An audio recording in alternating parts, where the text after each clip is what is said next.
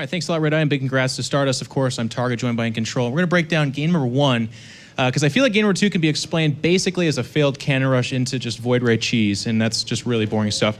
Game number 1 is where some weird mix of genius meets ingenuity and comes together to form something that I want to call the DT Rush. What do you think about that? I think he played it out really, really amazing. If you can see at the screen at the moment, he hit the DT Shrine at the perfect location. Yeah. It's, I think it's the most impressive play I've ever seen by Stardust. Exactly. So, I mean, if you were to put if we can pan back, Funka, please, a little bit.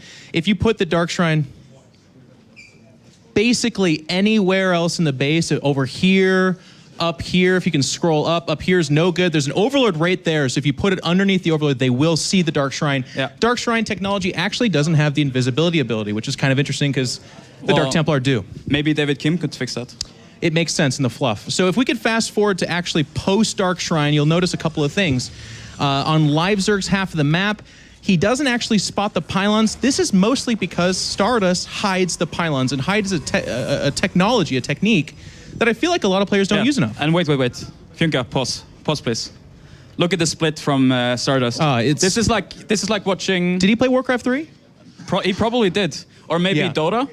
Dota players could do something where the micro is this intensive. He actually sends 1 to each base, and then 2 to the 3rd base, because that's the base with the most fresh resources. So you gotta hack that down right now. Stardust, if we can go ahead and resume the game, enters in. The probe leaves. The probe leaves. This is outside of vision of people. They don't see that. He even saves the probe.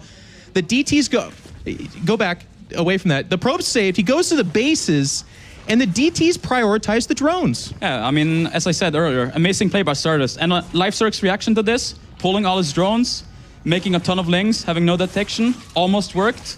But in the end, Stardust did enough damage. Go back to that quick, Funka, by the way, on the bridge up here.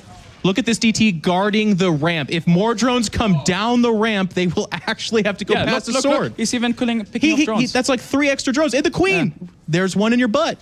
And the Queen off creep, of course, doesn't make it. So this is, again, today history was made. I think we can call this the DT Rush, hiding the Dark Shrine, saving the probe, guarding the bridge, and then that Dota split. And also defensive DTs. Truly amazing play. Absolutely stunning game. So Stardust, of course. Thank you, Apollo. So yeah, on this day, over to you, Red Eye. Thank you.